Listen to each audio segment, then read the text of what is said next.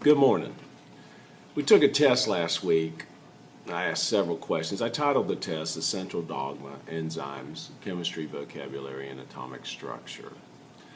I want to go over the questions and the answers right now. Some of y'all, without this, you're going to end up with issues on down the road.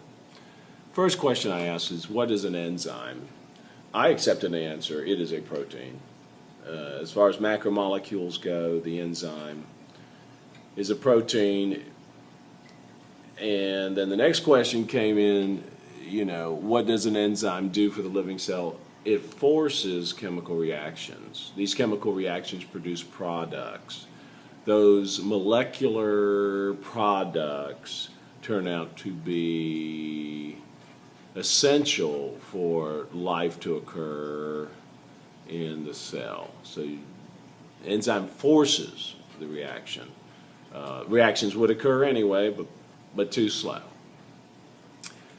How does the cell get the plan for these proteins? Simply, if you would have just said it gets it from the codes in the DNA, the genetic codes. That would have been great. Then what is the central dogma of biology?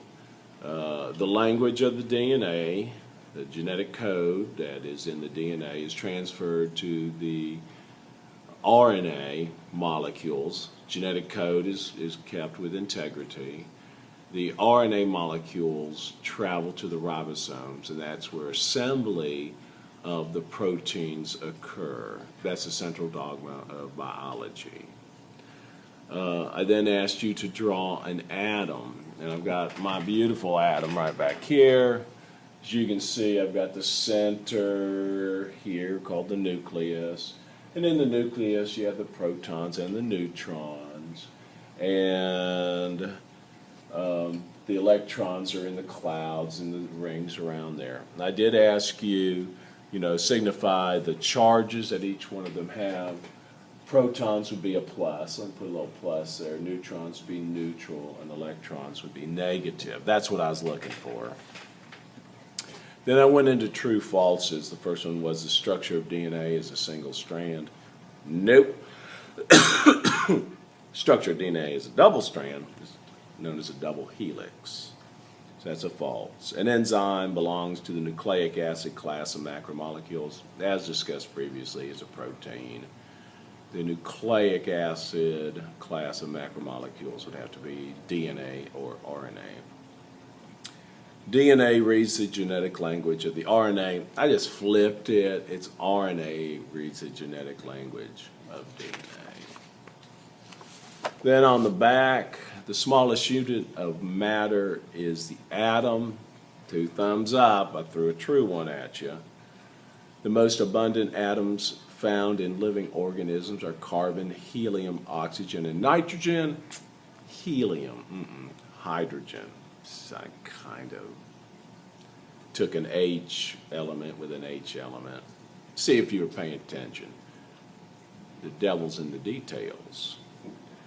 Electron arrangement of an atom does not affect its behavior in relation to other atoms. Untrue, that's where the bonds are created. Be they ionic bonds or covalent bonds, it has to do with how the atoms hold their electrons as to whether or not they will find and bind with other atoms. There must be a match that is suitable for both atoms before they will bind. Ionic bonds are when atoms share electrons. Oops, there are 2 types of these bonds, ionic and covalent. The covalent was the sharing one. The ionic is the give up the electron. They call it ionic because an ion is a positive or negatively charged atom. And as you can transfer the electron, give it up to another atom, you either gain a negative or you lose a negative. It gives you a charge. And once you're an ion, you're going to behave differently. A chemical with a pH at 7 on the pH scale will be acidic.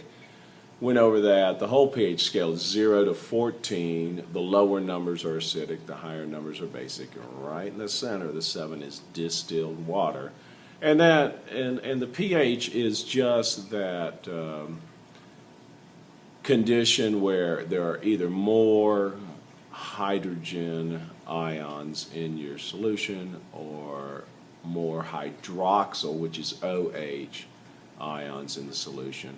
If you take the H and the OH, you get water, but depending upon what bonds have been made, sometimes you get freed up the hydrogen ions, or you get freed up the hydroxyl ions. Using the following words, place them in the appropriate blanks. Reactant that binds with an enzyme that's a substrate. That's what we're looking for. And it produces a product, but substrate. Substance formed during a chemical reaction, that will be your product. So you have on either side of a chemical reaction, before the arrow will be your reactants, after the arrow will be your products. In the case of an enzyme, it's looking for a special reactant, and those get called substrates. Process by which atoms and substances are reorganized in different substances, that would just be chemical reaction. In a chemical reaction, bonds are broken between the atoms, and then they're reorganized into different compounds. Location where a substrate binds on an enzyme, that's going to be your active site. That's the test. It was a front and back. Some of y'all need to do more studying, get more in detail. I'll tell you what, you turn in a paper with all the correct answers. You write something up about this. I'll give you some dots for participation. This is fundamental stuff that's going on. And I hate to see you fall too far behind, then you get overwhelmed. Have a great day. Hope I get over this cold.